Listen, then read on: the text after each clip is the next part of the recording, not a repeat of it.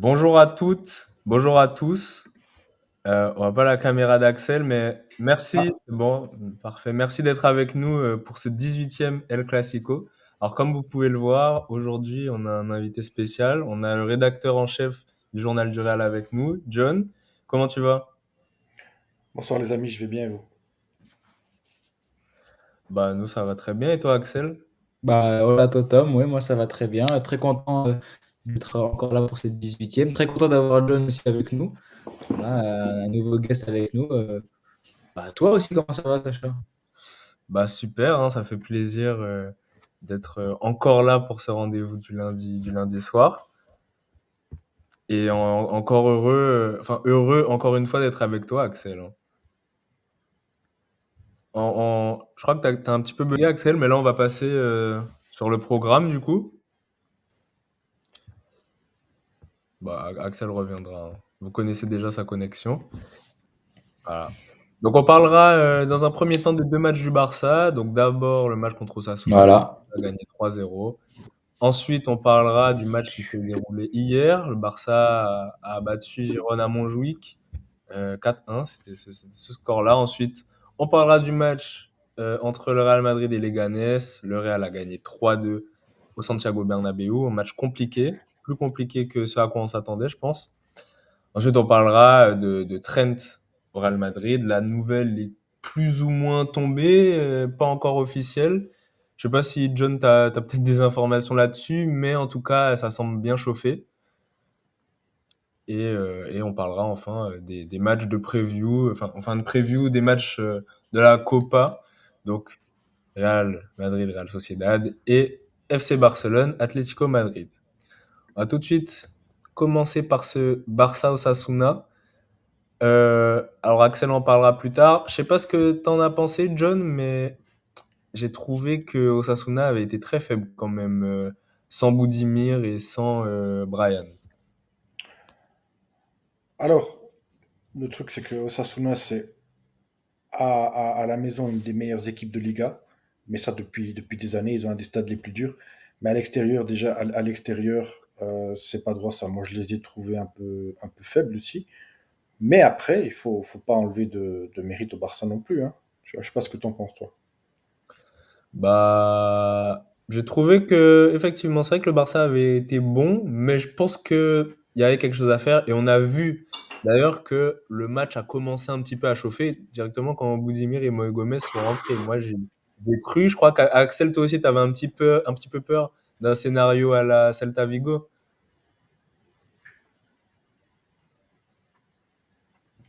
Je sais pas si tu m'entends. Ouais, ouais, ouais, oui, oui, j'avais un peu peur de. Je sais pas si c'est bon là. Tu Ouais, là, c'est bon, m'entends? on Ouais, du t'entend. coup, oui, bah, évidemment, quand tu vois rentrer Boudimir avec ce qui s'est passé à l'aller, t'as un peu peur, mais en vrai, ils sont rentrés un peu tard, donc ça va. Et non, mais oui, le Barça a fait son match, a fait le match qu'il devait faire, et Osasuna n'a pas su tenir. C'est vrai qu'il n'y a pas grand-chose à dire. Gros match d'Olmo, Ferran Torres qui plante encore. Ça fait plaisir de pouvoir faire tourner un minimum et que ça fonctionne encore. Mais, euh, mais à part Boudimir qui a un peu fait peur, c'est vrai qu'Osasuna, ils n'ont pas vraiment inquiété dans la rencontre.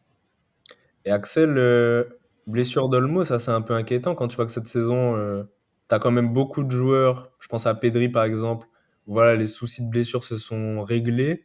Là, Olmo, ça persiste. Ouais, bah. Après, ils ont dit qu'ils seraient en train de faire le même traitement qu'ils ont fait à Pedri. C'est un peu un traitement spécial où voilà, on s'occupe du joueur en profondeur, on regarde un peu vraiment ce qu'il a. Et pour l'instant, Pedri, ça a marché parce qu'il s'est pas blessé quasiment de toute la saison, il me semble. Enfin, en tout cas, ou alors il a une petite blessure, mais ça m'étonnerait, j'ai pas le souvenir. Et donc, Olmo, on va attendre. Enfin, ce sera pas pareil que Pedri parce que déjà c'est pas les mêmes joueurs je pense et la preuve ça a pas fonctionné tout de suite mais euh, mais voilà il se blesse un peu au pire moment quand même parce que ça va être compliqué là sans lui même si on va le voir avec le match d'après pour l'instant ça se passe bien et on a vu que Fermin ça se passait bien que Gavi là ça va il revient quand même un petit peu donc oui c'est compliqué après c'est pas pour beaucoup et je pense même qu'ils ont un peu étalé la blessure dans le sens où voilà, il pourrait revenir bien plus tôt. Je crois qu'on parle de 3 semaines, limite un mois, mais il pourrait revenir dans 2 semaines. Simplement que je pense qu'ils veulent vraiment qu'il soit à 100% et vraiment le récupérer en forme pour aussi pouvoir le traiter aussi comme il faut, bien l'analyser et pour les prochaines fois, pour la fin de saison. Et merci Axel. Et je sais pas si vous avez un peu suivi, je pense quand même. John, Osasuna, ils ont fait du coup un communiqué après. Je sais que toi, t'es beaucoup dans ces histoires un peu de scandales dans le football espagnol. Osasuna a fait un communiqué, ils ont porté plainte, si j'ai bien compris, par rapport à la participation d'Inigo. T'en penses quoi, toi, de cette histoire-là? Alors, en fait, Osasuna se base sur un article du règlement de la FIFA euh, pour invoquer en fait que Inigo Martinez n'était pas habilité à disputer cette rencontre. Maintenant, euh, moi je pense pas que ça a beaucoup de chances d'aboutir, mais je pense quand même qu'ils veulent essayer. C'est pour ça. Moi je pense qu'ils le savent, mais ils vont se dire peut-être il y aura une faille, parce que c'est vrai qu'au final, il y a l'aspect où effectivement la fédération libère le joueur, mais en même temps, euh, la base légale en question, elle vise à éviter que le joueur ne feine pas une blessure. Donc au final, quand c'est que ça s'applique concrètement? C'est ça la question. Maintenant, moi personnellement, je pense pas que ça a beaucoup de chances d'aboutir. Voilà. Je sais pas ce que tu en penses, mais moi, Bah, en fait, ce que j'ai pas compris, c'est que c'est pas, pour moi, en tout cas, c'est pas du tout la première fois que ça arrive, tu vois. Non. Bah, C'est pas du tout l'Espagnol la- Barcelone, ils avaient déjà essayé ça contre le Ah Barça ouais? il y a quelques années. Ouais, ils avaient déjà essayé ça pour Xavi et Puyol, je crois, et ça n'avait pas fonctionné. Le Barça avait obtenu jurisprudence. Et donc c'était pas la première fois, mais en plus pour revenir un peu sur le scandale en lui-même, moi je trouve ça quand même fou de la part de Sasuna de faire ça dans le contexte où le match s'est joué. Pourquoi il s'est joué aussitôt? Pourquoi il s'est joué aussitôt après la trêve? On sait tous pourquoi. C'est à cause du décès malheureusement d'un des docteurs du FC Barcelone, hein. Toujours force à sa famille évidemment et condoléances. Et donc je trouve ça quand même fou de de tenter cette chose qui n'a quasiment aucune chance. Ça veut dire que c'est vraiment le tout pour le tout, tenter ça. Quand tu sais pourquoi on joue ce match à ce moment-là, pourquoi Inigo Martinez aurait possiblement pu revenir au club, enfin faire ce match alors qu'il n'aurait pas dû, même si en soi il y a un peu ce côté flou où il est parti beaucoup plus tôt, la fédération l'annonçait plus tôt, mais il y a les 5 jours, donc c'est un peu spécial. Donc ouais, un peu déçu de Sasuna sur ça aussi. Bon, sinon, je sais pas si vous avez, vous, je vous laisse la parole, si vous avez autre chose à dire un peu sur ce match. Bah, le match en lui-même, bah, en vrai, à part le Barça qui fait le taf en revenant de trêve compliquée, comme j'ai dit, en faisant tourner parce qu'ils n'avaient pas leur Sud-Américain, bah ouais, le Barça a fait le taf. C'est ce que devait faire le Barça. Ils ont leurs 3 points désormais sur le Real, sur le deuxième de Liga. Donc voilà, ils ont fait ce qu'ils avaient à faire. De victoire 3-0 en faisant tourner, c'est bon pour la suite.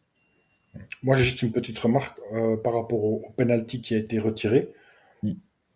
Moi, je vois pas ce qu'il y a à reprocher à l'arbitre dans le sens où il applique le règlement. Voilà.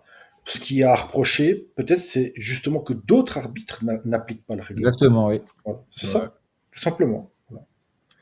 Et c'est vrai, je trouve que souvent aussi cette saison, c'est un peu ça en fait. On se dit pourquoi à ce moment-là il siffle ça alors que dans un autre cas il l'aurait pas sifflé. Mais c'est pas tous les arbitres qui sont. Faut pas Ouais. reprocher quelque chose à l'arbitre à tous les Je matchs. comprends quand même que ça peut être agent. Et en plus, en fait, le truc où on peut vraiment rien dire, c'est que le seul qui est rentré dans la surface tôt, c'est celui qui dégage le ballon Ah derrière. ouais. Ça veut dire qu'à la limite, si ça avait été le gars à l'opposé de la surface, j'aurais compris que ce soit rageant. Là, pour le coup, c'est vraiment grâce à ça qu'il a pu dégager le ballon parce qu'en plus, il y avait Ferran, je crois, derrière.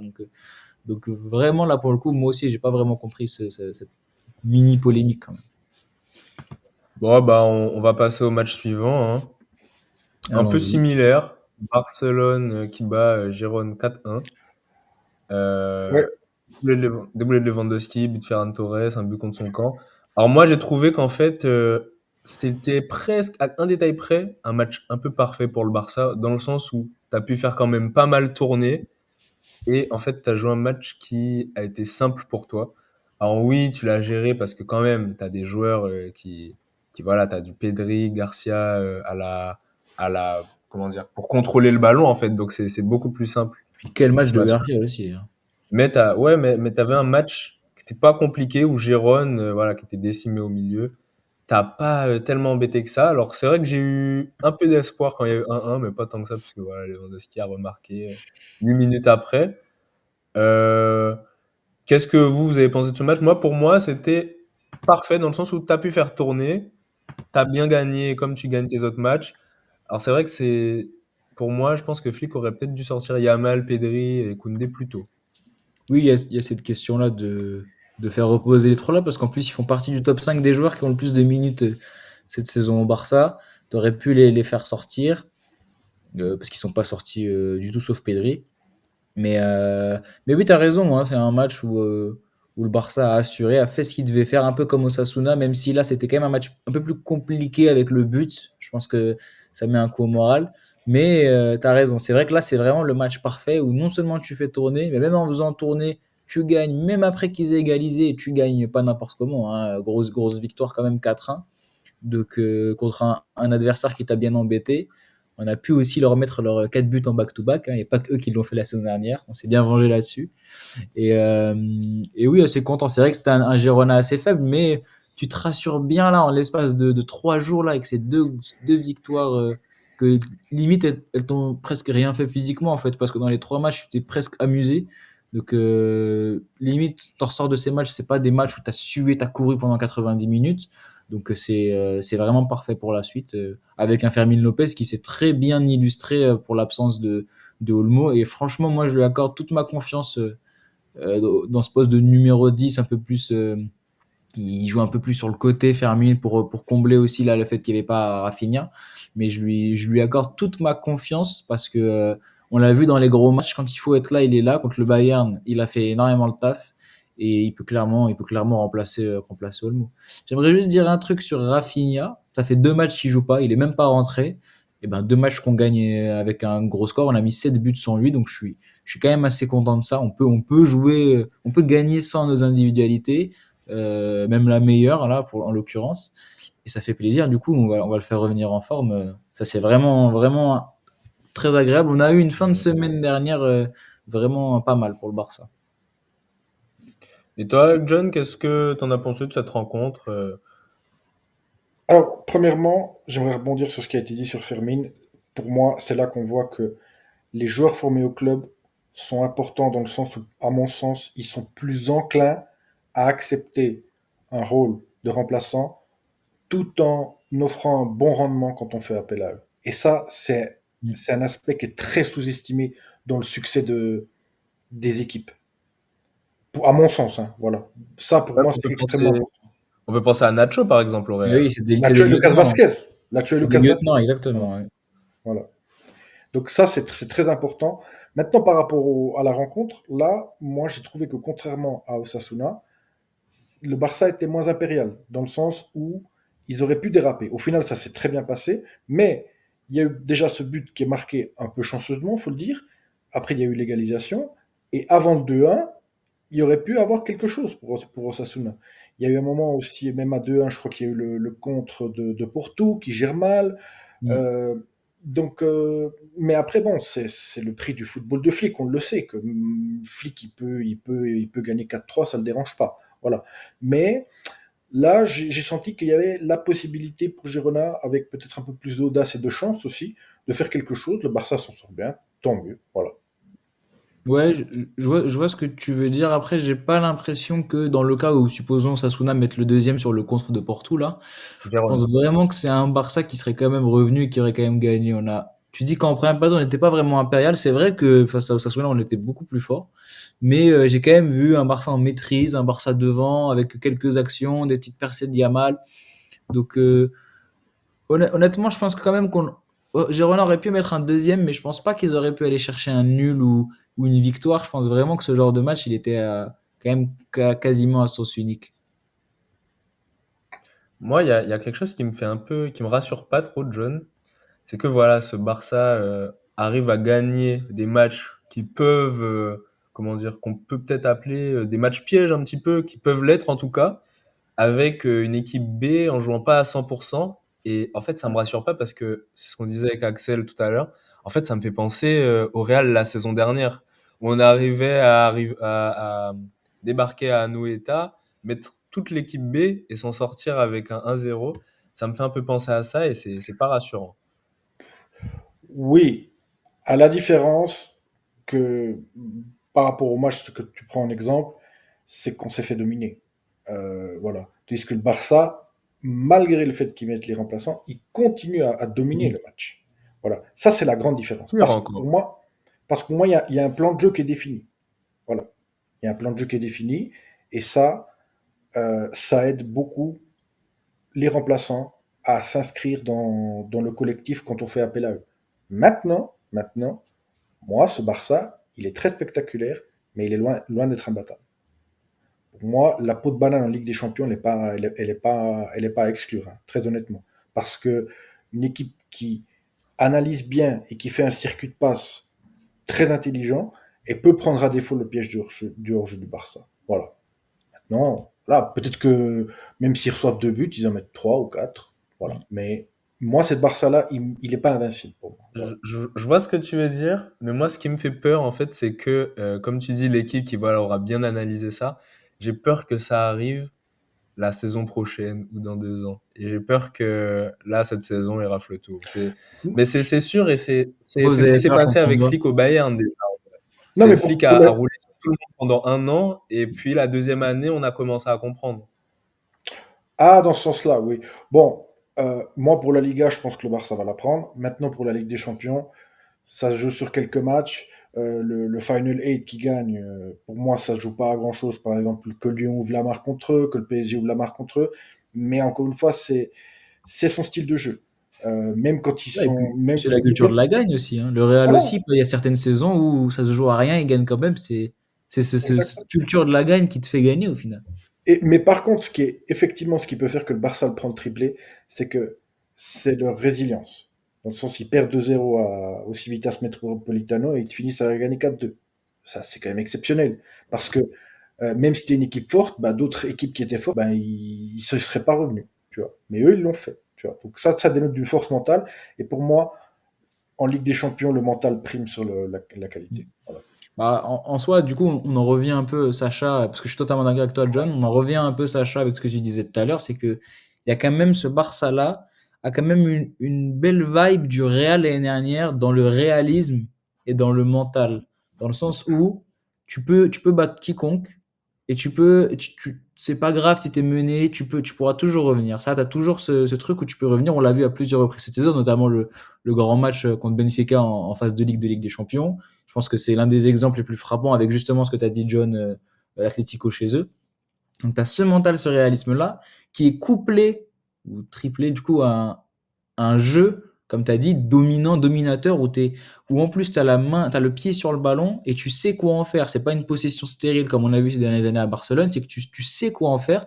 Et donc, si tu triples ces choses, si ces trois-là sont ensemble, bah, tu as une équipe qui est presque injouable parce que, ok, tu es mené 2-0, mais tu vas pas arrêter de croire en ton plan de jeu parce qu'en plus, tu as l'expérience du fait que ces matchs-là, comme tu as dit, par exemple, le Civitas Metropolitano, où tu es mené 2-0 contre l'une des meilleures équipes défensives d'Europe chez eux, tu as réussi à gagner 4-2. Tu en as mis 4 en 20 minutes à la meilleure équipe défensive d'Europe. Donc, à partir de ce moment-là, qui peut te déranger? Sachant que tu sais que ton plan de jeu il fonctionne, que tu as le mental pour revenir, que les joueurs ils ont la grinta, ils ont la hargne, et qu'en plus tu as le réalisme, que tu sais que sur une demi-occasion, tu peux en mettre un.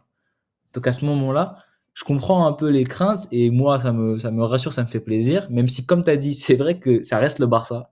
Que la peau de banane, elle est totalement possible en Ligue des Champions, que ce soit contre Dortmund ou en finale. Ça veut rien dire. Le Barça, ils sont pas fiables à 100% comme le Real. Mais il y a quand même ça qui fait peur pour certains et qui rassure pour d'autres, je trouve. Moi, il y a un joueur dont j'aimerais parler, hein, chez vous. Parce que, enfin, plusieurs joueurs. Parce que, je ne sais pas pourquoi, mais chez vous, il y a des joueurs qui ont la lumière, alors que pour moi, ce serait d'autres qui devraient l'avoir. Alors, Dis-moi. je sais que dans votre commune, les gens essaient de ne pas oublier Rafinha, mais il y a un joueur dont on parle pas assez, c'est Lewandowski. Peut-être parce qu'il paraît trop évident, c'est vrai, mais quand tu as un attaquant de cette qualité-là, c'est quand même très bien. Bah, sur ce match-là, je ne peux que te rejoindre. Là, Lewandowski, il a fait du grand Lewandowski. Mais depuis 2025, il est vraiment en deçà de ce qu'il a proposé, ne serait-ce que les 6 premiers mois et même les autres années avec le Barça. Alors oui, je crois que statistiquement, c'est sa saison la plus prolifique à Barcelone pour l'instant. Il a jamais fait mieux. Mais franchement, que ce soit, on va dire, dans le jeu et même dans le réalisme, il loupe des occasions parfois qui sont où je promets que je les mettrai. Même Sacha le Madrilène, il les mettrait à Barcelone. Donc c'est que c'est fort. Et il a cet aspect où il y a des matchs, il rate tout. Il va tout rater. Ouais. Contrôle, passe, il va tout rater. Donc oui, c'est pas son point fort, mais ça peut pas fonctionner. Il y a des matchs où ça fonctionne pas. Il y a des matchs où on gagne pas du tout grâce à lui. Par exemple, le Classico, le 4-0 d'octobre, c'est un match où il peut finir avec un triplé. Il s'en sort avec, Un il doublé. met un doublé, je crois. Ouais, ouais, Ouais, c'est le doublé. doublé, c'est lui sur la tête. Il peut sortir avec un triplé, voire un quadruplé. Il a deux occasions qu'il doit jamais louper, et c'est ça en fait. C'est que toujours dans le match, il va avoir une ou deux grosses occasions, un face à face, quelque chose que un joueur de ce calibre-là ne peut pas louper, et il va le louper, et c'est rageant. Là, sur ce match-là, il a assuré, et encore, il y en a une qui loupe, où il devrait peut-être pas louper là sur une passe de Pedri ou de Lamine, je sais plus. Mais donc là, il a Ah, assuré. bon. Mais en général, il y en a toujours une ou deux. Et en fait, Lewandowski, c'est simple. Si vous voyez Lewandowski avoir le ballon et que vous vous rendez compte que sur l'action, il doit réfléchir plus de 2 secondes, vous pouvez déjà vous dire que c'est fini. Vous pouvez déjà vous dire que c'est mort. Et en plus, il m'a un peu contredit dans ce match parce que le but sur le rush de De Jong, moi, je pensais qu'il allait le louper parce qu'il y avait trop de trucs à faire, un contrôle, une frappe.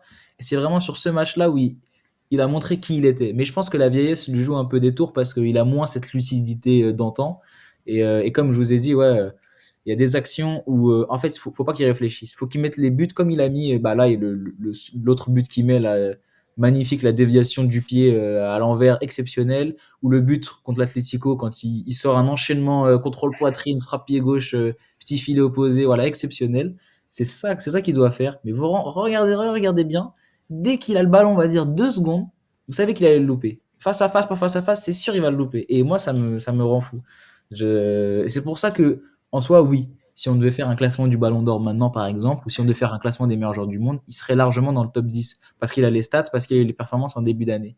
Mais je comprends qu'on l'oublie un peu au profit de certains joueurs comme Rafinha et Yamal parce que ces 6 derniers mois sont vraiment pas terribles. Oui, mais alors, je suis d'accord qu'il a des matchs sans, c'est vrai. Maintenant, tu regardes, comme tu l'as bien mentionné, le geste qu'il fait face à l'Atlético, ou encore celui qu'il fait face à Girona, mais t'as quasiment pas d'attaquants qui sont capables de les Mm. réaliser, ça de nos jours, hein, tu vois. Donc ça, c'est quand même une arme intéressante. Ouais. Maintenant, il peut frustrer, je suis d'accord, mais on verra maintenant. Donc on arrive dans les échéances importantes, quart de finale de Ligue des Champions, demi-finale retour de Coupe du Roi, match décisif pour la Liga. Moi, je, Évidemment, ouais. moi, je le ferai Ouais. confiance. Je peux me tromper, hein, mais voilà. Ouais, ouais, je vois ce que tu veux dire. Puis même, c'est aussi, pour aller dans ton sens, c'est aussi un tireur de penalty hors pair. Genre, il en loupe jamais aucun. Donc, en Ligue des Champions ou peu importe, ça t'aide d'avoir un gars comme Lewandowski où tu sais que quand il va tirer, t'as 95% de chances qu'il le mette. Donc oui, je vois où tu veux en venir. Et c'est vrai que sur ce coup-là, bien sûr qu'il a ses défauts, mais ça reste un buteur hors pair. On aimerait bien, nous, avoir un tireur de pénalty hors pair.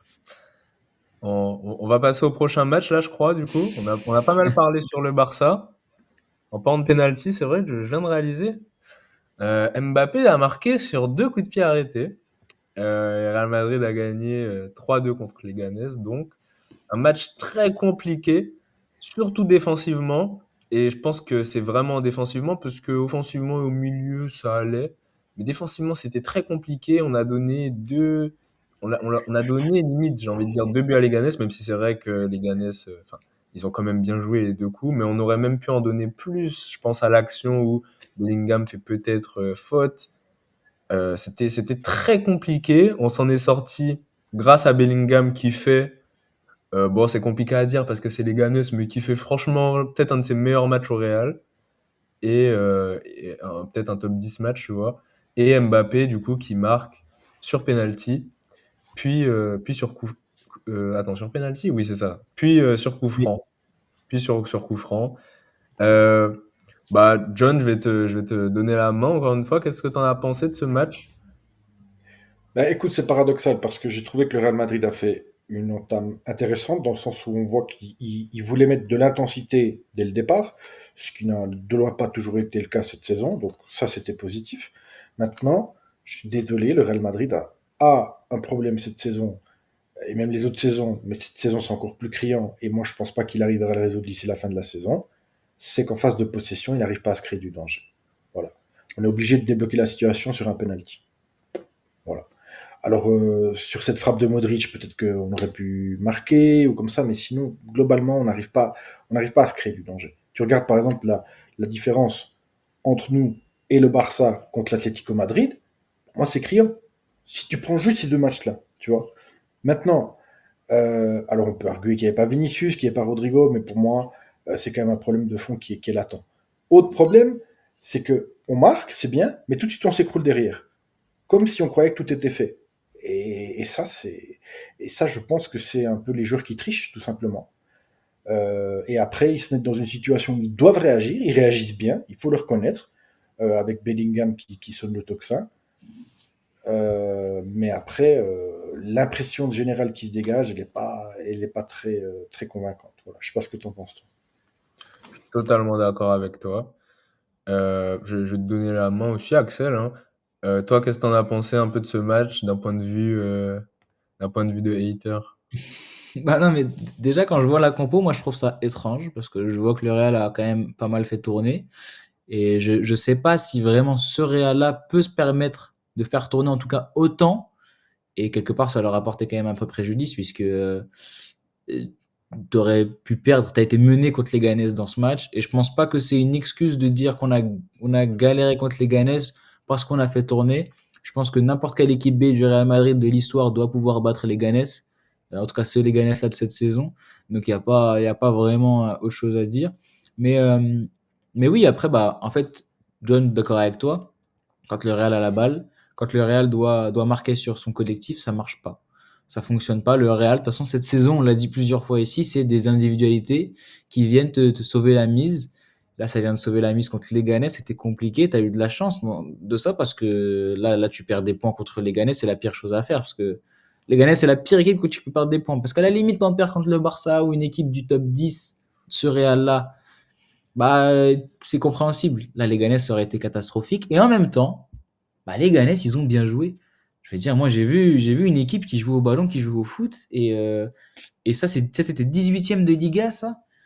Et ben, franchement, il y a des championnats qui rêveraient d'avoir nos 18e comme ça, hein, j'ai l'impression. Parce que ça, et pourtant, c'est pas vraiment ce qu'on dit de les Ganes d'habitude. Mais là, ils ont vraiment joué au football. Leur but, surtout leur deuxième, c'est vraiment une action collective assez de grande classe quand même. Et même en Coupe du Roi, bon, le Real avait beaucoup fait tourner. Pour le coup, c'était plus une équipe C. Mais même en Coupe du Roi, il l'avait fait contre le Real où ils avaient su revenir à 2-2. Là, ils étaient en train de mener dans la rencontre. Donc, d'un point de vue hater, bah, c'est un peu rageant, mais en même temps, bah, c'est pas choquant. Mais ouais, moi, je suis surtout surpris de la performance de Leganés. Alors, il y a un autre point que moi j'aimerais souligner. Je t'en ai un peu parlé en privé, John, mais c'est voilà, l'entrée de Vinicius. Ça commence vraiment à être compliqué là sur les derniers mois.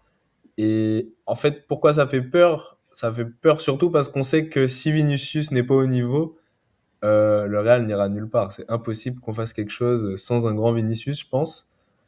Donc, pour l'instant, ça va. On a quand même Mbappé, qu'il faut le dire, arrive à nous sauver sur quelques matchs de Liga. C'était aussi le cas contre Villarreal. Mais depuis la nouvelle année, depuis le carton rouge face à Valence, Vinicius, c'est vraiment pas ça. Et ça revient pas et ça commence à être inquiétant. Je m'étais dit que peut-être qu'après la trêve, il activerait. Là, ça commence à être inquiétant. Il rate un petit peu tout. Il a des matchs comme ça aussi, hein, où il dribble plus, il réussit plus aucun un contre un. Il rate aussi l'action où peut-être qu'il doit tirer, peut-être qu'il doit faire la passe à Mbappé, mais en tout cas, il manque complètement sa passe. Vous en avez pensé quoi, vous? Bon, moi, à titre personnel, j'avais trouvé que contre le Rayo, on avait retrouvé en tout cas le Vinicius avec son coup de rein, mais ce qu'on n'a pas retrouvé, c'est un Vinicius qui a la tête en place, en fait, quoi. C'est tout simplement ça.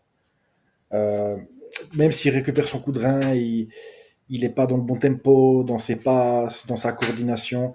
Et je pense que c'est dû à l'aspect mental, tout simplement. Et comme tu dis, c'est inquiétant.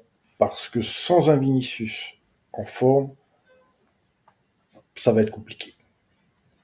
Ça va être Bah, compliqué. je- personnellement, j'ai l'impression quand même que c'est depuis le Ballon d'Or, hein, que c'est ça, ou en tout cas c'est une période assez similaire, si c'est pas exactement après la Bah, remise du Ballon d'Or, mais c'est et puis il y a aussi cet aspect moqueur, peut-être que ça l'a touché aussi, parce que si c'est pas le Ballon d'Or, qu'est-ce que ça peut être? C'est quand même mais étonnant. après le Ballon d'Or, il a super bien enchaîné. Il a mis triplé contre Osasuna. Il a fait un gros match contre Leganés. Il est revenu de blessure. Il a fait un gros match contre l'Atalanta. Et là, on voyait encore en fait notre Vinicius. C'est vraiment depuis le carton rouge. Parce que même si tu veux le dernier match avant À Valence, Valence, tu parles? ouais, le dernier Hmm. match avant Valence, c'était Pachuca en finale. Bon, c'est que Pachuca. Mais comment il jouait, c'était vraiment Vinicius. Là, c'est plus Vinicius. Je sais pas à qui on a affaire, mais on a l'impression que c'est plus Vinicius. Bah, peut-être que le carton rouge, alors c'était un enchaînement d'injustices pour lui, où le départ était le Ballon d'Or. Mais c'est vrai que bah, depuis quelques mois, ouais, Vinicius c'est vraiment chaud et on le reconnaît plus. Ça veut dire que c'est même pas quand il était mauvais ou moins bon à son arrivée au Real Madrid, c'était un autre. Là, c'est un nouveau type de Vinicius qu'on n'a jamais eu et, et ça fait limite peur parce que là, c'est visible que mentalement il est atteint parce qu'il y a des matchs où il est là, il ne fait rien. Il y a des matchs où il ne fait rien et c'est limite triste à voir parce que le joueur ne propose rien alors que c'est le joueur vraiment tout le temps actif, que ce soit dans la bonne humeur ou non, hein, sur son côté, même au niveau du football, toujours actif, toujours là. Là, j'ai l'impression que oui, le rouge et peut-être aussi certaines blessures ont fait que Mbappé a pris les devants. Et ben ça l'embête tout simplement. Il a été rétrogradé au rôle de lieutenant presque, où maintenant il doit jouer pour Mbappé, alors il y a quelques mois de cela, c'était le meilleur joueur du monde, le Ballon d'Or, le boss du Real Madrid. Là, en quelques mois, tout s'est effondré. Est-ce que c'est un joueur aussi avec un mental solide? On l'a vu que pas du tout. On l'a vu que pour certaines actions dans certains matchs, il peut péter un câble rien que pour ça. Alors quand on parle de choses avec une envergure aussi grande que cela, moi ça m'étonne pas que au bout d'un moment, peut-être cette saison, peut-être que ça va s'arrêter parce qu'on parle du Real Madrid, on parle de Vinicius. Donc suffit que là contre Arsenal, le gars il fasse un match de fou, il t'élimine Arsenal à lui tout seul et tu l'as de retour pour les demi et la finale. Donc même pour la fin de saison en Liga. Donc on sait jamais, mais c'est vrai que pour l'instant, bah, ça fait limite peur hein, personnellement. Et c'est vrai ce que tu dis, et j'ai même envie d'élargir à tout le Real. Je crois qu'en fait, même si on est très mauvais cette saison, on a de l'espoir. Pourquoi? Parce qu'on sait qu'il suffit que d'un match. On sait qu'il suffit que d'un match référence auquel on peut s'accrocher pour tout relancer. T'en penses quoi, toi, Johnny? Oui, on a de l'espoir parce que on est en lice encore dans toutes les compétitions. Et à mon avis, on est l'équipe qui a la plus grosse marge de progression Ouais, cette saison. effectivement. Voilà, c'est ça. Parce que ça va tellement pas, et Hmm. malgré le fait que ça va pas, on est encore vivant partout. Voilà. Ce qui est d'ailleurs surprenant. Hein. Mais bon, bref. Euh, le truc, c'est que Vini, moi, je ne fais plus de prédictions le concernant. Parce que la saison passée, les gens, ils ont un biais cognitif qui leur font rappeler que les bons moments de Vinicius. Mais ils se souviennent pas que la première partie de saison a été compliquée. Il s'est blessé fin novembre. Et quand il est revenu début janvier, c'était un autre joueur. C'est là où il a commencé à tout casser. Et même dans cette deuxième partie de saison, par exemple, il a eu un match à Retafe où il a loupé des montagnes, mais on s'est dit, mais qu'est-ce qu'il fait? Puis après, contre Girona, il te sort un de ses meilleurs matchs au Real Madrid. Donc moi, je ne prédis plus rien le concernant. Il est capable du meilleur comme du pire. Comme Sacha l'a dit, contre Arsenal, tout d'un coup, il te casse tout. Et puis il élimine Arsenal à lui tout seul. Ou alors il peut tout simplement passer à côté. On ne sait pas. C'est fou quand même, hein. C'est exactement Hmm. ça. Est-ce que vous avez quelque chose d'autre à dire par rapport à Real Leganés ou par rapport au Real Bah, en général? dégoûté un peu du match de Kroos parce que moi il m'avait bien plu en Copa del Rey. Là il fait un match assez beaucoup moins bien, un peu dégoûté. Et de l'autre côté, bah satisfait du match de Güler quand même, où il obtient un penalty et même au-delà de ça, bah, je pense que c'est l'un de ses meilleurs matchs, si ce n'est le meilleur match qu'il a fait au Real Madrid. Et même en tant que Hops, ça fait plaisir de voir le joueur un peu fonctionner quoi. C'est dur de voir des jeunes ne pas marcher quand même. Ouais, ouais. Bah, pour moi en tout cas. Toi, je sais que ça te dérange pas. Est-ce que tu as envie de rajouter quelque chose, John? Non, c'est bon. Merci. Bon, on va passer au prochain sujet alors. Comme vous avez pu le voir ces derniers temps, David Ornstein, Fabrizio Romano, tous les journalistes, ils en ont tous parlé. Trent au Real, ça a l'air de chauffer. Ça m'étonnerait, vu le niveau auquel on est dans les négociations, tout ça, ça m'étonnerait que Trent rejoigne pas le Real. Qu'est-ce que vous en pensez? Alors cette fois, je vais te donner la main, Axel. Tu commences. Alors sur le, bah, on va que ça à dire, mais sur le plan sportif, moi ça me fait un petit peu peur quand même. Alors je veux bien que ce sera forcément mieux que Lucas Vasquez, ça c'est sûr. Mais je sais pas si Trent est vraiment le joueur, on va dire, ADN Real Madrid, ou en tout cas le latéral droit que le Real Madrid veut vraiment dans son effectif. Parce que c'est quand même un latéral très offensif, avec des énormes lacunes défensives, justement, mais qui sont frappantes. Euh, alors, on n'est peut-être pas au niveau que Lucas Vasquez, je vous l'accorde, mais ça reste frappant et ça peut te tuer des matchs. Et passer de Carvajal à Trent, ça va être très douloureux, je pense, au début. Par contre, il peut t'apporter une puissance offensive on va dire, aux antipodes de ce qu'il peut t'apporter défensivement, parce que c'est un excellent tireur de coups de pied arrêté. Il a une qualité de passe. S'il rejoint le Real, je pense que ce serait le joueur avec la meilleure qualité de passe à Madrid, peut-être derrière un Modric, s'il reste là l'année prochaine. Et donc, il a aussi ce rôle où, quand tu as le ballon, il est un peu plus, on va dire, plus haut sur le terrain, pardon. Mais justement, le Real, c'est pas une équipe qui a tout le temps le ballon. Et même dans les gros matchs, c'est une équipe qui n'a pas le ballon. Et donc, on va demander à Trent d'aller défendre sur des contre-attaques ou même de défendre tout simplement en position. Ça va être assez compliqué. Et on le voit de toute façon cette saison, le Real contre les grosses adversités, ça a quasiment tout le temps échoué. Là, et c'était Lucas Vasquez, même si c'est pas pareil, je l'ai dit 3 fois, c'est quand même similaire, on va dire, dans la qualité défensive. Genre, ce que Lucas Vasquez t'a fait, Alexander Arnold peut te le faire selon moi. Donc c'est compliqué. Et si j'étais le Real Madrid en tant que latéral droit, bon, c'est plus facile à dire qu'à faire parce qu'il y a pas tout le monde. Bah, j'irais probablement pas le chercher. Ça, c'était le plan sportif. Sur le plan marketing, c'est génial. Tu prends l'un des meilleurs latéraux de ces dernières années et un peu comme Mbappé, bah, ça va te faire un nouveau gros nom dans l'effectif, des nouvelles ventes de maillots. Et honnêtement, bah, que dire de plus? En plus, il vient gratuitement, donc rien à redire sur ça. Et toi, du coup, John, qu'est-ce que tu en penses de cette possible signature? Ou si tu as des infos même à rajouter. Alors, le joueur veut venir et normalement ça devrait se faire. Voilà. Maintenant, c'est pas encore fait, mais ça devrait se faire à moins d'un tremblement de terre. Maintenant, euh, par rapport au joueur en lui-même, moi je suis content de ce transfert parce que prendre un joueur de cette qualité euh, gratuitement, entre guillemets, je pense que c'est un bon coup. C'est toujours du plus. Ouais. Et je me dis que un joueur avec cette qualité technique et cette qualité de passe, même si ça fonctionne pas comme latéral, à terme, il pourra évoluer à un autre poste, que ce soit comme piston ou comme milieu intérieur droit. Maintenant, en tant que latéral, Sacha, pour moi, a tout résumé, mais j'aimerais ajouter que Axel. C'est ouais, excellent. Hein. Axel, excuse-moi.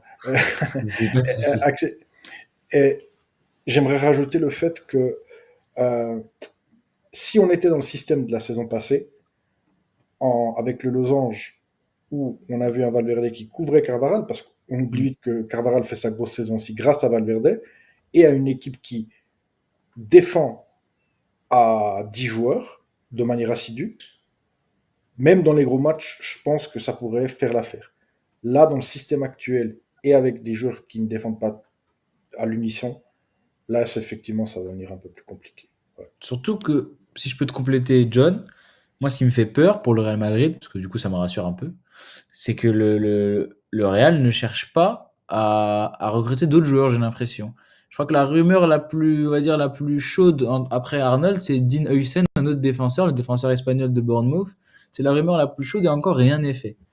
Et donc, on n'a eu aucune nouvelle information autre que cela. Et ça fait peur parce que du coup, ça veut dire que tu t'approches forcément. Alors, à moins que vraiment avec un nouveau coach ou même avec juste le temps, le Real augmente de niveau, ce qui est possible, même si moi, ce que je pressens plus pour le Real, si jamais on va dire qu'ils font rien cette saison, bah, c'est que le niveau l'année prochaine, il baisse si tu recrutes personne. Si tu fais pas de nouvelles recrues, si tu fais pas un petit ménage.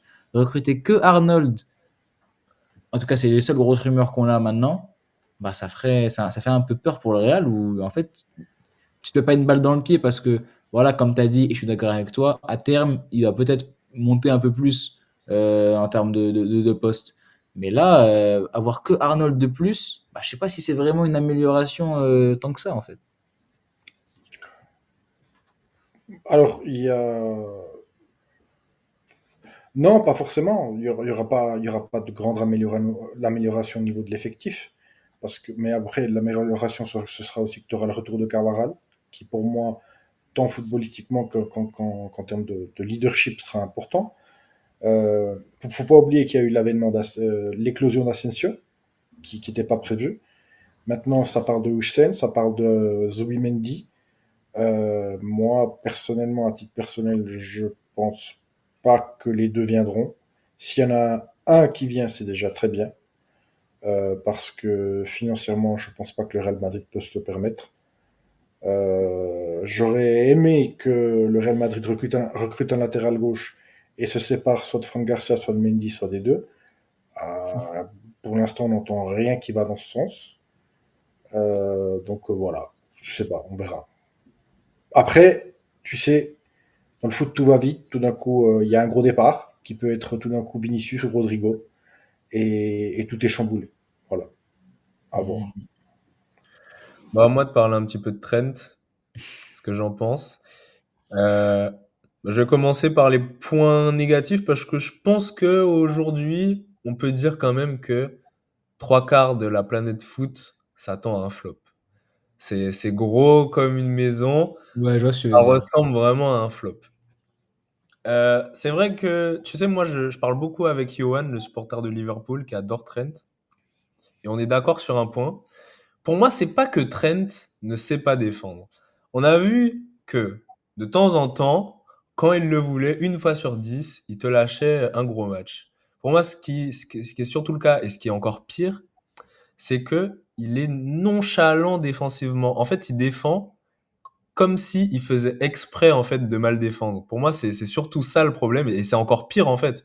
Il s'assure de perdre des duels parce qu'en fait, il défend pas. Il défend pas, ou il défend en faisant exprès de mal défendre. Donc ça, c'est quand même un gros problème. Et alors, certaines personnes parlent de marge de progression. Moi, j'y crois pas trop. Je pense qu'au mieux, et même j'ai du mal à y croire, je pense qu'au mieux, on peut essayer de le convaincre que voilà, c'est le Real et que faut qu'il fasse le minimum. On peut essayer peut-être de le convaincre que voilà, il doit faire un peu plus d'efforts physiquement, tout ça. Mais j'ai du mal à penser qu'il a vraiment une marge de progression défensivement. Alors je dis pas, dans ce que j'ai dit, j'ai vu que tu n'étais pas trop d'accord avec moi, Axel.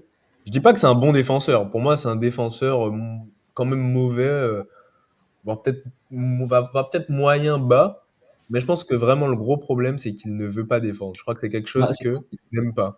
en fait, là où je sais pas si je serais d'accord, c'est que comment on va réussir à me faire croire qu'en je ne sais plus combien d'années sous les ordres de Jürgen Klopp, il est Klopp ne lui ait jamais gueulé dessus pour qu'il défende et que ou alors qu'il ne l'ait jamais écouté. Tu vois ce que je veux dire? Et même au cas où, si Bah, c'était vrai, pourquoi au Real ça se ferait? Là, la puissance de l'institution, ok. Si c'est ah un non, nouveau bah, coach, est-ce qu'il aura le même bah, mais moi, ce que j'ai pas dit que Trent va commencer à défendre comme un malade. J'ai juste que pour moi, c'est ça son point négatif. Mais je dis pas et je pense que ça va jamais changer dans sa carrière en vrai. Peut-être qu'au mieux, on arrivera à le faire ressortir plus sur certains matchs, mais je Hmm. pense que ça va toujours être quelque chose. Voilà, ça fait partie de lui. Mais c'est vrai aussi que voilà, dans le système de Klopp, en fait aussi, il défendait pas parce que le système était fait de cette façon. Klopp lui demandait enfin pas lui demander de pas trop défendre, mais l'arranger en le faisant pas trop défendre, en ayant plus un rôle offensif. Et Donc alors, j'y s'il venais l'arrangeait en ne le faisant pas trop défendre avec un rôle offensif, est-ce que c'est pas parce qu'il ne savait pas défendre aussi? aussi. Mais on a vu que certaines fois, ça va, ça allait. Ah, en soi, j'espère bien que certaines fois ça va. Il est quand même défenseur droit de métier. Donc j'imagine bien qu'au bout d'un moment, ça doit aller un match sur 10. Mais en fait, pour moi, l'argument, je sais pas s'il fonctionne vraiment. Enfin, je suis pas trop d'accord avec le. Il est juste nonchalant. Du coup, c'est pour ça qu'on dirait qu'il sait pas défendre. Mais en fait, il sait défendre. Regarde un match sur 10. Déjà, c'est pas si pertinent dans le sens où, bah, ok, si tu veux. Mais en attendant, il défendra toujours pas. Ou alors il défendra mal. Et même si c'est faux, bah, écoute, non seulement ça le dessert un peu, puis même, moi, j'ai pas l'impression, hein. Moi, quand je regarde les matchs de Liverpool, je le vois pas nonchalant, je le vois perdu. Et je pense que c'est une distinction quand même qui est assez claire. Je le vois plus perdu que nonchalant. On dirait qu'il sait pas trop quoi faire, comment se positionner. Et parfois, c'est frappant. Et donc, je sais pas vraiment si c'est un transfert rassurant pour le Real. Bon, vous avez l'air assez pessimiste quand même tous les deux, même si vous espérez aussi, j'imagine, que ça se passe différemment. Mais moi, je vous comprends du coup. Bah, Mais moi, écoute, je suis. Bref. Non, vas-y, John, vas-y. non, moi j'aimerais juste dire que pour moi il y a aussi de la négligence de sa part, enfin de la mauvaise volonté de sa part. Par exemple, ça lui est arrivé déjà je l'ai vu sur corner, de tout simplement pas Mm. avoir envie de prendre un joueur au marquage, quoi, tout simplement. Donc, euh, donc je rejoins quand même Sacha dans le sens où je dis pour moi euh, c'est que il feint en fait de pas savoir défendre. Pour moi, c'est aussi un grand manque de bonne volonté.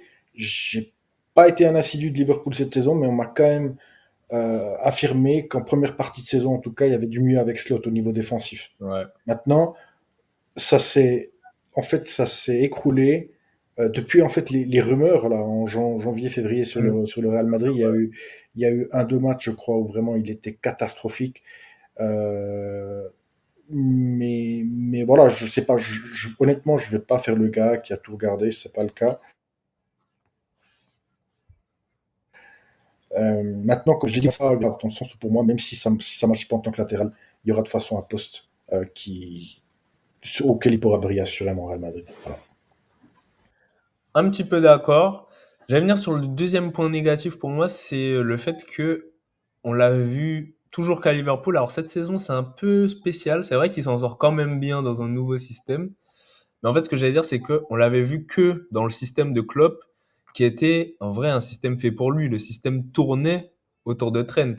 C'était le système tournait même pas autour de Salah ou de Mané. Il tournait autour de Trent. Si tu voyais pas Trent, c'était un autre Liverpool. Et avec l'Angleterre, il a pas tellement joué. Alors, en fait, c'est surtout, ça va être bizarre de voir Trent avec un autre maillot, avec des autres joueurs autour de lui. Comment il va s'adapter? Ça, il y a un gros point d'interrogation. Maintenant, pour venir au point positif, alors, je suis d'accord avec toi, John. Ça, c'est inévitable quand même. Faut pas oublier qu'on signe le latéral de la nouvelle génération. Là, y a pas, que ce soit à gauche ou à droite, il n'y a pas mieux que lui. Il y avait peut-être Hakimi qui était dans le débat, mais je crois que Trent, niveau rayonnement, niveau talent, marketing, ce que tu veux, c'est quand même au-dessus. Donc voilà, faut pas l'oublier. Et pour moi, mis à part ça, ce qui fait que je sais pas si je suis content, mais ce qui, en tout cas, augmente mon niveau de bonheur en signant Trent, c'est que après la perte de Kroos, je crois qu'on va retrouver un joueur qui est vraiment fort pour s'échapper de la pression. Ce que Kroos avait et que Trent a peut-être un petit peu à un autre poste, c'est bah, déjà la qualité technique, mais la façon de s'échapper d'un pressing de toutes les manières différentes. Il peut jouer court, il peut jouer court au sol, il peut jouer long vers ses attaquants, il peut jouer long de l'autre côté. Il peut un petit peu tout faire à la relance et ça, je pense que c'est vraiment quelque chose qui peut nous apporter dans ce Real. Bah, aussi les coups de pied arrêtés, hein, dis donc. Aussi, c'est vrai, c'est Aussi et oui, surtout j'allais en parler. parce que c'est vraiment l'une des grosses faiblesses du Real Madrid ces dernières années. Donc un joueur comme Trent, ça va faire que du bien pour ça. Après, il y a un truc aussi, c'est est-ce que le problème pour les coups de pied arrêtés, et je pense notamment pour les centres aussi, on sait que c'est la qualité de Trent, est-ce que le problème, c'est le centreur Ou est-ce que c'est les joueurs à la réception? Parce que, à rigueur, pour les corners, je veux bien, mais pourquoi ramener un des meilleurs centreurs quand t'as jamais personne dans la surface pour récupérer de la tête? Oui, mais après, il y a même un excellent tireur de coup franc direct. Aussi, ça c'est vrai que c'est cool. Mais bon, maintenant on a Mbappé. C'est vrai que bah, s'il pouvait mettre ses coups francs à chaque match, bah, vous n'allez pas dire non. Coup franc, pas coup franc, hein. Bon, est-ce que vous avez autre chose à dire sur Trent, Axel, John? Bon Non. courage. Eh ben, on va passer au dernier sujet. Là, on fera une petite preview des matchs de Copa América. Oula, on voit pas la caméra de John. Je te remets tout de Ah bah, suite. attends. On va faire une petite review des matchs retour de la Copa América. Le Barça réaffrontera Atlético. Il y avait eu 4-4. Au Civitas Metropolitano, là, ce sera serré, hein, je pense. Tu nous diras, Axel, le Real affrontera la Real Sociedad dans un match qui, pour moi, est abordable. Mais on verra, j'ai pas envie de me porter l'œil. Euh, on va commencer sur Atlético-Barça. Axel, toi, comment tu vois ce match après tes derniers rêves? Ah, faut que je le dise du coup. C'est vrai que ces derniers temps, j'ai fait deux rêves et c'est pas une blague, je vous l'assure. Dans un premier temps, j'ai vu un match parce que j'ai rêvé de la double, enfin le match retour avec un match très serré où au final, genre 1-1, 2-2, 3-3, machin. Et l'Atlético finit par gagner dans le temps additionnel 4-3. Et donc j'étais assez dégoûté. Au moins j'ai pu ressentir ce qui pourrait se passer. Je l'ai ressenti avant que ça se passe. Et puis quelques jours après, j'ai fait le même rêve. Mais en fait, il se passait l'inverse et je me disais dans le rêve, ah bah tiens, c'est drôle parce que moi j'ai rêvé de ça pour l'Atlético, mais en fait c'est ce qui se passe pour le Barça. Donc c'est un peu Inception bizarre. Je sais pas ce qui va se passer dans le match, mais ça promet du coup. Et mais oui, ça va être un match, ça va être un match, je pense, compliqué. Et je pense qu'à l'image de mon rêve, ça va être un match vraiment serré. Ou si c'est pas 1-1, 2-1, 2-2, 3-2, 3-3, c'est un match au moins qui est fermé dans le score.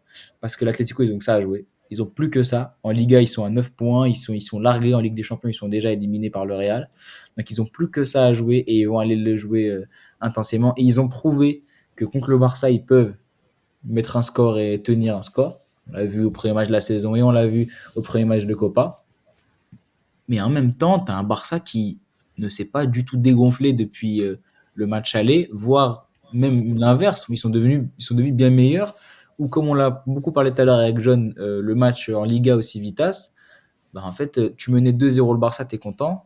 Ils sont revenus en 20 minutes, ils t'ont mis 4 buts en 20 minutes chez toi. Et donc, en fait, je pense pas que maintenant la dernière image qu'on a de la confrontation, c'est celle-là. Je pense pas que les joueurs d'Atlético, ils sont si sereins et je pense qu'il y a quand même un petit stress, sachant que le Barça, depuis, ça a toujours pas perdu, toujours invaincu. Je pense que enfin, même, je pense pas, c'est factuel, mais le Barça, ils vont aborder cette demi-retour parce qu'ils veulent aller chercher la Liga, la Copa, pardon. Ils veulent gagner au moins ce trophée. On sait que le Barça veut tout rafler. Alors, la Copa, ils vont pas ne pas mettre l'accent dessus comme un certain club madrilène ces dernières années. Et donc, en fait, c'est un match qui promet. C'est un match qui va être compliqué pour les deux équipes, qui promet. Et le Barça s'est beaucoup rassuré après le match aller où tu t'es mené 2-0, tu mets 4-2 et après, en fait, ils reviennent à égaliser. Le Barça, maintenant, connaît bien cet adversaire d'Atlético parce que ça va être la 4e fois qu'on les joue en une année. Ils savent comment le Barça sait comment l'Atlético joue. Hansi Flick connaît Simeone, Simeone connaît Hansi Flick. C'est le duel de cette ère Hansi Flick au Barça. C'est vraiment l'Atlético pour le moment. Les matchs Atlético-Barça, ils sont toujours fous. Et là, je pense que ça va être similaire et c'est un duel au sommet. Je pense que les deux équipes, là, on n'aura jamais vu les deux équipes à un niveau pareil. En tout cas, elles arrivent avec un niveau exceptionnel et on les a jamais vues arriver avec un niveau tel, pardon. Qu'est-ce que t'en penses, toi, John? Moi, ce que j'en pense, c'est que, effectivement, il y a d'une part ce que Axel a dit, c'est que l'Atlético est conscient que le Barça est très fort. Euh, Ils en ont eu un aperçu lors de la dernière rencontre. Maintenant, d'une part, eux, c'est leur dernière compétition, pour moi, dans laquelle ils peuvent rafler un titre. Mais aussi, il y a, pour moi, une position qui est pas très confortable de leur côté. C'est de savoir, étant donné que là, on n'est pas dans un contexte de Liga, on est dans un contexte où ils peuvent faire match nul et quand même se qualifier au penalty, au pire. Donc, qu'est-ce qu'on fait? C'est ça la question. Qu'est-ce qu'on fait? Parce que, par exemple, contre le Real, ils avaient un score à remonter en Ligue des Champions. Boum, ils sont tout de suite allés marquer, mais ce but, il tombe pas nulle part. C'est parce qu'ils avaient envie d'aller marquer. Et après, on a vu qu'ils ont fait des bonnes choses au niveau offensif, même si après, ils étaient dans une position plus confortable, qu'il leur sied mieux. Mais la question là pour Simeone, c'est on fait quoi? Quel est le plan de jeu contre le Barça? Et dans ce sens-là, je pense que le Barça est dans une position plus confortable parce que eux, de toute façon, ils vont partir à l'attaque et on va pas changer notre plan de jeu. Tandis que l'Atlético, même s'ils sont à domicile, même si le contexte est peut-être plus favorable pour eux, je trouve qu'ils sont pas dans une position confortable. Je sais pas ce que vous en pensez. Si, je vois ce que tu veux dire. C'est vrai que j'y avais pas pensé, mais en fait, l'Atlético peut effectivement penser que voilà, ils vont essayer de jouer le 0-0, mais contre le Barça, Ah, c'est c'est pas ce qu'ils doivent faire, je pense, non? je Je pense pense qu'ils pas doivent non plus, vraiment. mais ils pourraient partir avec cette optique. Et contre le Barça, c'est pas facile. Même si, on l'a vu contre le Ce serait une Real. erreur, Je hein. pense que c'est vrai que s'ils répètent leur performance comme contre le Real en Ligue des Champions, pourquoi pas? Parce que vraiment, je l'avais tweeté, mais en termes de protection de la surface, j'avais jamais vu ça. Ils étaient intouchables, on pouvait pas rentrer dans leur surface. Mais contre le Barça, vu la qualité technique devant, les automatismes, ça va être plus compliqué, ça va être plus dur. Euh, T'avais envie de répondre à ça, Axel? Qu'est-ce qu'on fait? Bah, Qu'est-ce que l'Atlético fait? en fait, j'allais te répondre en même temps en complétant le John parce que là où vraiment l'Atlético est en mauvaise posture, c'est que ils doivent, parce que c'est limite ce qui va se passer, on ne fera pas un clean sheet contre ce Barça-là. Et j'estime pas que c'est ce qui va se passer. L'Atlético doit s'attendre à en prendre un, voire deux. Donc l'Atlético, ils sont dans une position très inconfortable où ils doivent se dire, on n'arrivera pas à défendre 90 minutes, ne pas encaisser face à ce Barça. Cette saison, on a joué 3 matchs, on n'en a pas encaissé moins de 2 contre ce Barça-là. Donc en fait, il faut qu'on s'ouvre pour aller marquer tôt. On s'ouvre pour aller marquer Ils sont tôt, eux, partis ils dans vont le- revenir. Donc en fait, même si tu fais le match que tu as fait en huitième contre le Real, bah, suffit que le Barça en marque un et ils égalisent et tout est relancé. Et ce Barça-là, comme on l'a dit avant, ils ont la grinta, ils ont le mental. Donc en prolongation, au tir au but, ils iront sûrement le chercher.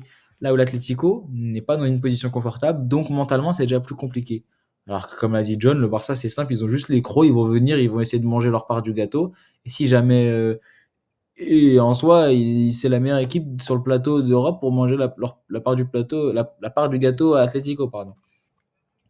Donc là, l'Atlético, c'est compliqué. Comment l'Atlético devrait aborder ce match? C'est une question compliquée. Je pense quand même que la meilleure solution, ce serait d'espérer, hein, de marquer très tôt, comme ils l'ont fait en phase aller ou comme ils l'ont fait contre le Real. Marquer très tôt, un voire deux buts si tu as la réussite de ton côté en début de match. Et après, tu sais tout. Tu fais vraiment le plus grand braquage siméonien de l'histoire. Parce que là, un Barça comme ça, ils peuvent marquer sur des demi-actions comme au match en Liga.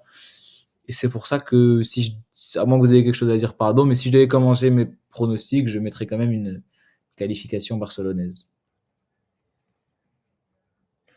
Et toi, John, si t'auras quelque chose à rajouter, rajoute-le. Sinon, tu fais ton pronostic un petit peu pour cette rencontre. Moi, j'ai rien à rajouter maintenant en termes de pronostic. C'est pas facile. Je dirais le Barça. Ça, c'est mon pronostic. Maintenant, si l'Atlético se qualifie, je suis pas surpris non plus. Oui, ouais. Il y a aussi ce côté où ils vont avoir la hargne de vaincre et que dans un match où même le Barça domine ou mène, au bout d'un moment, là, ils vont se rappeler que c'est leur dernière compétition, qu'ils doivent tout faire et que ça reste une équipe déjà remplie d'Argentins. Donc pour la Grinta, ça aide. Et même en général, c'est une équipe qui a énormément d'envie, énormément de Grinta. Donc, et je suis d'accord avec toi, une qualification de l'Atleti, ce serait pas choquant non plus. Bah, moi, pour aller contre vous, c'est ce que je vais pronostiquer. Qualification de l'Atleti mercredi soir. En fait, moi, surtout, ce que j'attends de l'Atleti, ce que j'espère de l'Atleti, c'est qu'ils arrivent à faire le même match qu'ils ont fait au Civitas Metropolitano il y a 3 semaines ou 2 semaines, mais voilà, sans les 20 dernières minutes, ou aussi, on s'en souvient, voilà, ils sortaient d'une grosse prolongation contre le Real. Et on savait que les jambes seraient lourdes. Pour moi, voilà, c'est essayer de répéter ça sur 90 minutes, ce serait bien. On va passer au match suivant. Match qui se joue déjà demain, Real Madrid-Real Sociedad. Le Real Madrid arrive dans une position que je trouve assez confortable. Tu as gagné 1-0 en faisant quand même pas mal tourner le match à Anoeta, le match aller.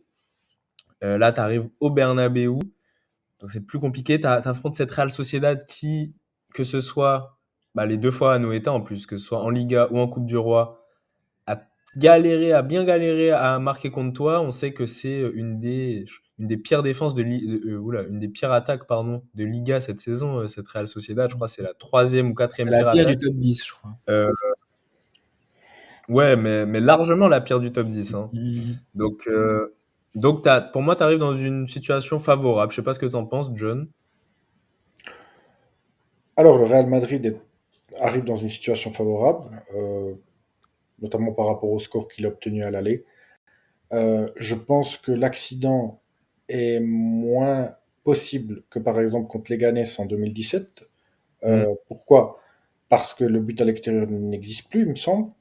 Donc, à Leganés, on avait gagné 1-0, mais en même temps, après, il te marque 2 buts, donc ça compte double. Donc, tu te retrouves dans une situation extrêmement compliquée. Là, même s'ils ouvrent la marque, rien n'est figé. Et même s'ils mettent le deuxième, il t'en manque qu'un pour aller aux prolongations. Et là, on est au Bernabeu, dans un contexte quand même très favorable. Le Real Madrid sait qu'il est à un match d'une finale historique, hein, finale historique, non pas historique, mais une finale, on va dire, au contexte explosif, que ce soit contre l'Atlético ou contre le Barça. Ça fait quand même longtemps qu'on a plus une finale de Copa C'est vrai. entre les deux équipes, hein, on va pas se mentir. Donc à partir de là, je vois mal le Real Madrid manquer le coche. Maintenant, par rapport à ce qu'on a vu contre les Ganes, il faudra faire attention, notamment au niveau de l'aspect défensif. Moi, Lucas Vasquez, il me rassure toujours pas, même contre les petites équipes maintenant.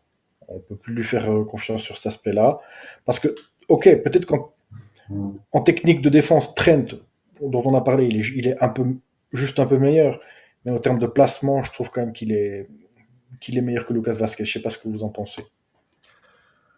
Peut-être bien. De toute façon, Ah, l'année quasi prochaine, on sûr. n'aura plus de doute. On parle quand même d'un mec, son poste de base c'était lié, et là c'est Trent.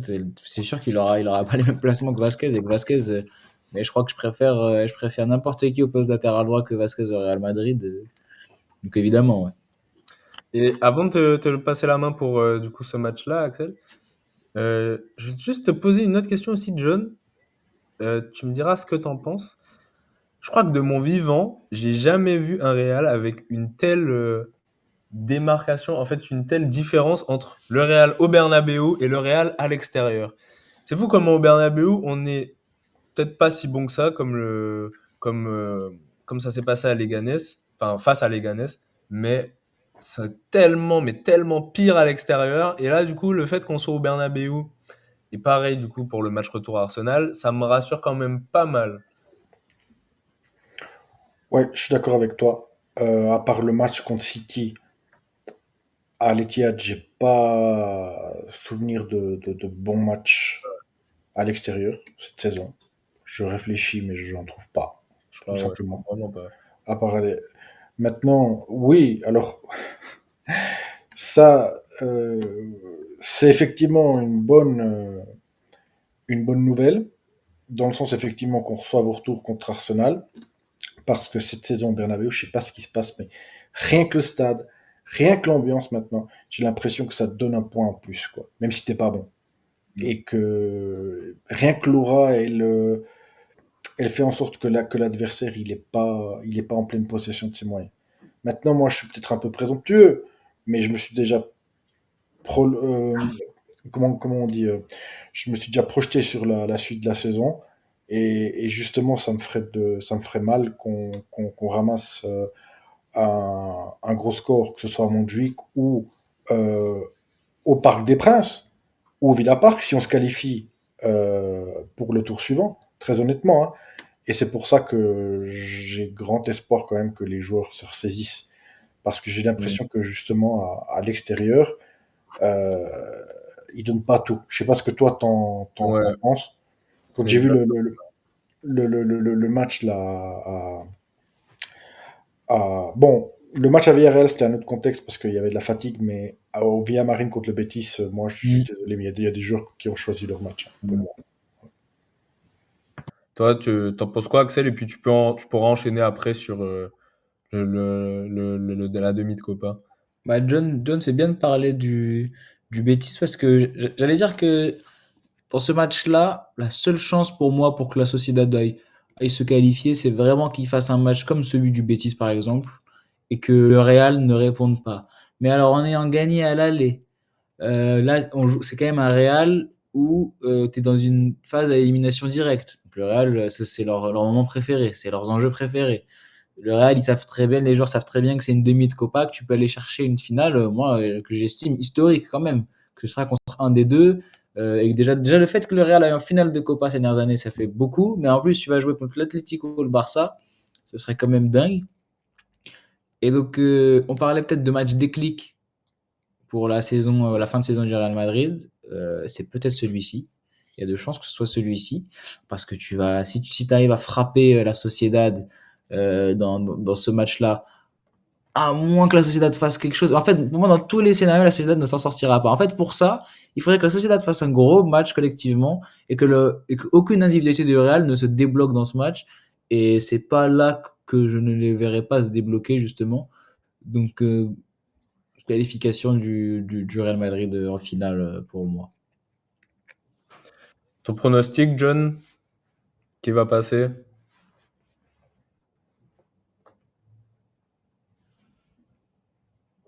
T'as retiré ton Ah, micro, ouais, John. t'as retiré ton micro sans faire exprès, je crois. Ouais, le Real Madrid pour moi. Et toi, t'en penses quoi? Ouais, bah, je suis d'accord, hein. Je vais l'optimiste, mais je pense aussi, franchement, si on passe pas là, faudra que les joueurs rendent des comptes, je pense. Bah, c'est un peu un match piège ou pas parce que là tu sors contre la Real Sociedad en demi comme ça en ayant gagné à l'aller, ça peut définir un peu la suite de ta saison quand même. Ça peut te mettre un coup au moral pour la suite. Ouais, mais ça peut faire l'inverse aussi. Si tu gagnes, ouais, si tu gagnes, ça peut faire Non, un. mais même si tu perds, même si tu perds, Ah, le déclic, ouais, ouais.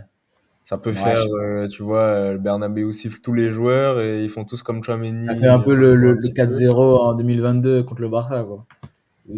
C'est le déclic qui va te faire gagner la Ligue des Champions. C'est pas le même contexte non plus, c'est pas la même Ouais, chose. mais pas la même chose. Eh ben, en tout cas, merci Axel, merci John et merci à tous ceux qui nous ont regardés. On est déjà à la fin de ce El Clasico. Bah, je vous dis à lundi prochain. Merci à toi, hein. Aïd Mabrouk à tous les musulmans d'ailleurs, si c'était hier ou aujourd'hui. Mais voilà, hein. Et Merci beaucoup à toi, Sacha, aussi d'avoir préparé l'émission. Moi aussi, même, ah mais bah, merci à John d'être venu en tant que guest, ça fait plaisir. Connaisseur de foot et du Real, bah, ça fait toujours plaisir. Merci, John. Ouais, bah, merci pour l'invitation. eh ben, c'était C'est avec sympa. plaisir. Je vous dis à tous à lundi prochain. Même heure, ce sera le El Clasico 19. Déjà 19 semaines qu'on fait ça. C'est trop. Salut! Ciao, au revoir. Ciao.